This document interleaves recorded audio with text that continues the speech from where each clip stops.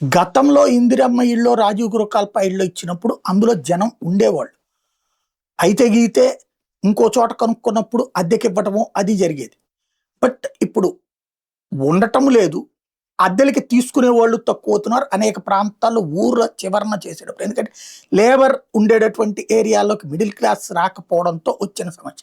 హైదరాబాద్‌లోని వేలాది double bedroom ఇళ్ళు ఇంకా ఖాళీగానే ఉన్నాయి. జీహెచ్ఎంసీ పరిధిలో నిర్మించిన సుమారు 61,000 ఇళ్లలో దాదాపు 12,000 ఇళ్లలో లబ్ధిదారులే ఉండట్లేదని తేలింది. నగర శివారులో ఉండటం, ఉపాధి, రవాణా, విద్యా సౌకర్యాలు అక్కడ ఉండకపోవడం, రోజు సిటీలోకి దాకా అక్కడి నుంచి వచ్చేందుకు బోలెడంత ప్రయాస కాబట్టి అక్కడ ఉండట్లేదు. అదే సందర్భంలో అక్కడ విద్యా సౌకర్యాల కొరత కూడా కారణం చెప్తున్నారు. ఖాళీగా ఉన్న ఇళ్లకి ప్రభుత్వం నోటీసులు జారీ చేసి స్పందించని వాళ్ళ కేటాయింపులు రద్దు చేసి అర్హులైన ఇతర పేదలకు ఇవ్వాలన్నటువంటి డిమాండ్ కూడా సోషల్ మీడియా సాక్షిగా నడుస్తోంది.